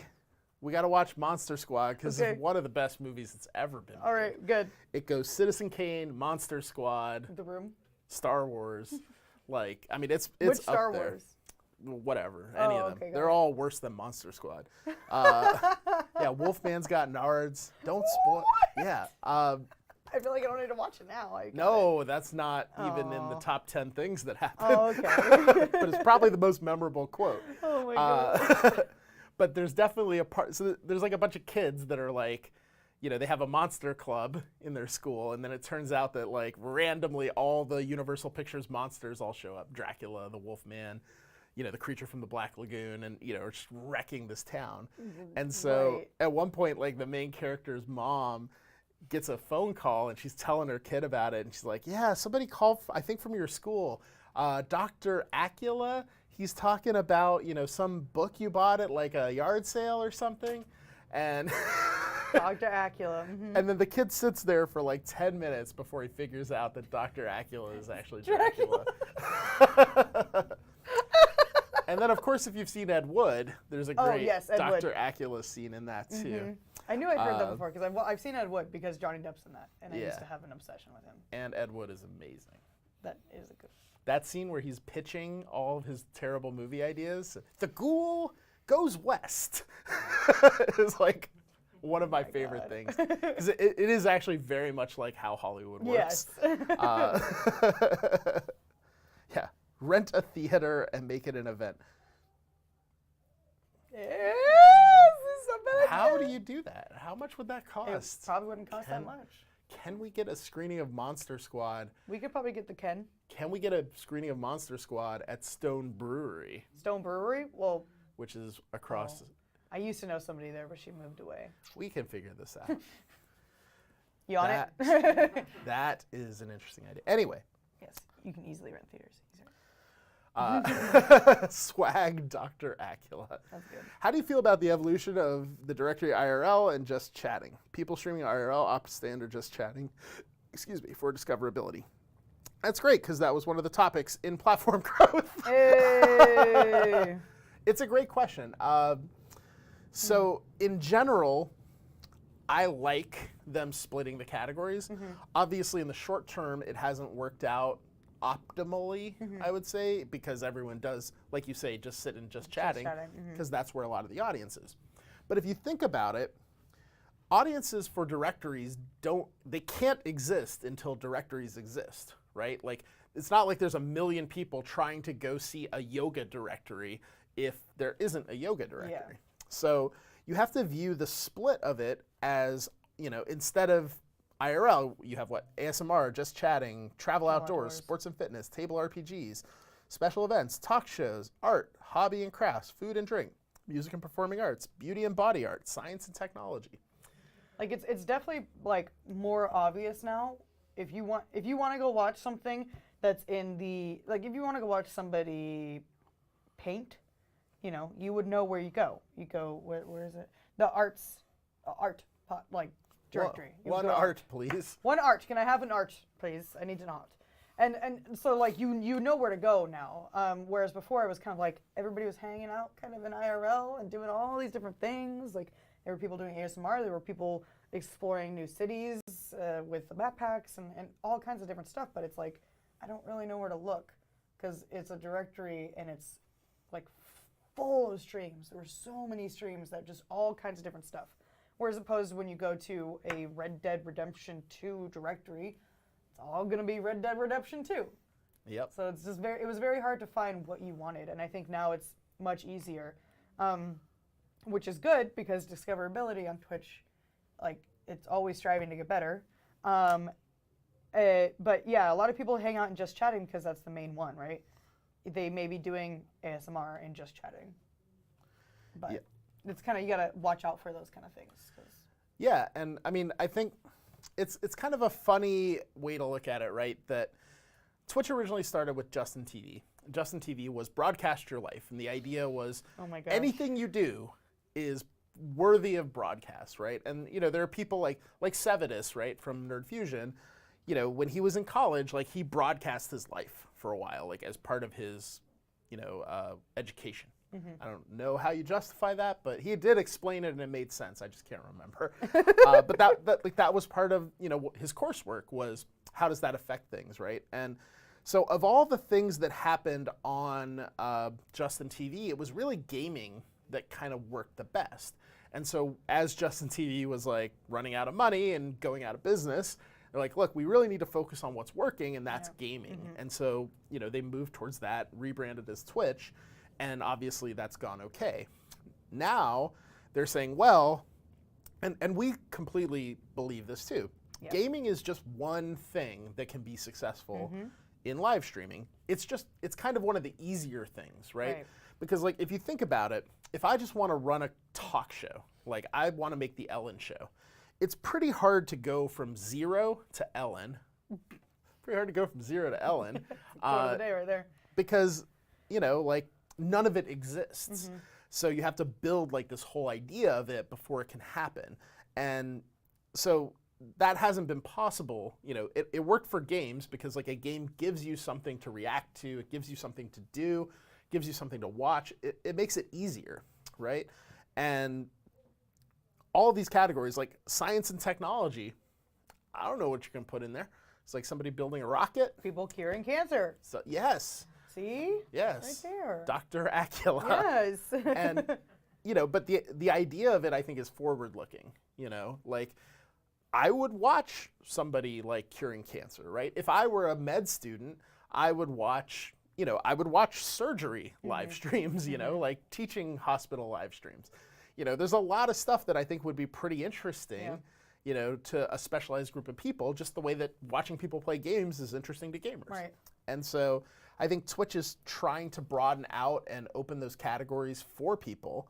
And obviously people who are looking for viewers are going to game directories because that's what you do. Like, we advise people, it's like, look for directories where there are a lot of viewers because those are the games you want to play if you're trying to grow.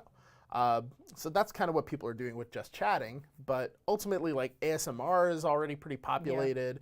I haven't looked at all of these, but I'm sure some of the other ones, talk show and podcasts is probably what we're in right now. Yeah, I think so. I don't know. But maybe. Yeah. Oh, there's some robotics going on in there. That's good. That's really cool. Yeah.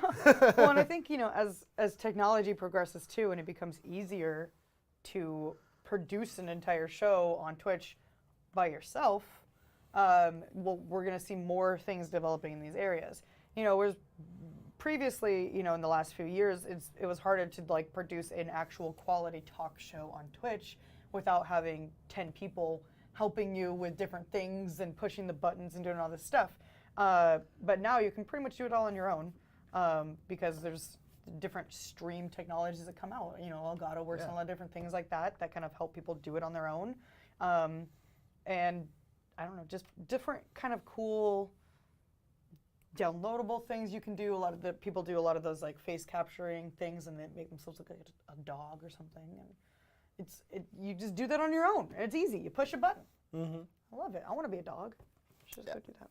Well, I think we need to have a face capturing office hours stream. sure, why not? YOLO. I don't care. Let's do it. I think by yourself is only going to last so long. Yeah, it's an interesting point, right? Because, I mean, just like in television has gotten more sophisticated. Movies have got, everything gets more sophisticated the longer we do it. And the stakes go up, right? Like right now, people are perfectly happy to just watch one person, you know, playing games and goofing off because that's what it all looks like, you know? You have people like Co-Carnage who, you know, are like the pinnacle of like production values and things like that. And you've got people like me who, you know, just have like a scotch glass that will pop up and, you know, some bad songs. Like, but it's all in this like spectrum of what one person can do. But ultimately, you know, like you couldn't run CNN with one person, right? It requires all this staff. And we'll definitely see more of that. I mean, there's already good examples, right? You've got things like Yogscast or Rooster Teeth that, you know, they have whole staffs and teams that, you know, run all kinds of content. You'll see more and more of that for sure. And, you know, I think it's going to be a while before by yourself is like passe. Like not anything anyone has to worry about in here for the short term of their careers, like the next 5 years or so is probably going to be fine. But yeah, there's going to be a move towards sophistication. You know, we're already seeing that in production value, technology, basically everywhere. You know, Twitch itself it was a lot jankier than it is now. You know, it's still a little janky here and there, but you know, it used to be a much rougher platform, and you know, that move towards sophistication, right? Like a company like ours didn't need to exist 6-8 years ago. Right. You know, really didn't need to exist 4 years ago when we started it, you know, and didn't think it would actually become like a serious company. I was just doing it kind of as a hobby. So these things grow out of like the need and what viewers want. So yeah, I mean, absolutely. And it's one of the things like Cardboard Cowboy does really well is he has a lot of stuff on his channel that is not just him playing a game, right? He's got animation that he makes and, you know, gimmicks that are related to that and all kinds of cool stuff going on. And people want that. Like when, you know, again, like follow his channel if you haven't seen him and watch because it's pretty cool. But when you see like some of the stuff that he does, right, it's like a different level than what we're doing right now. This is just us. We don't have anything around us or any special kind of like production quality stuff that we're using. It's just until we turn Audrey into a dog. Then I'm gonna become a dog. It's gonna be pretty cool. Yeah, just like in Ghostbusters. Oh, Cardboard Cowboy getting a little serious. Animation star. He doesn't know that there's any. He's real. Yeah, you're real. Next stream, both dogs. Absolutely. Maybe. It's gonna happen. I mean, I don't know. We'll see. I don't know how I mean. The facial capture thing. So it's time to go. Shiba Inus. Actually, we'll just bring 2 dogs in and have them sit here. Yeah. And nobody will talk. It'll be like the Santa stream. Ooh. So it's gonna be real good. Me real. Do you help your clients dealing with ISPs that give shitty service? Not really, because one of the reasons that they get such shitty service is because the companies don't even want to talk to them. So it'd be very, very difficult for us to, it's like, yeah, so we manage one of your customers who XYZ. I could see it happening down the road when people are using business internet and things like that. And if one of our clients ever asked us to call on their behalf, we definitely would. Try to help. But we would probably give them the advice because, like, even when like Jen tries to call for something on my behalf, right? Like, they won't even talk to her, and she's my wife. Like, so to some extent, right? You have to be the person that they're expecting to talk to. What if someone wants to sue an ISP? That we could help with, 100%. Legal action. Yeah. I mean, we have a law firm that we work with pretty closely. We're not lawyers or a law firm ourselves. And they are fantastic. And luckily, we haven't had to pursue any legal action, but we have definitely talked through scenarios where with them about what we might need to do. So yeah, certainly our clients have access to them. How much downtime constitutes suing? I really haven't thought about any of this.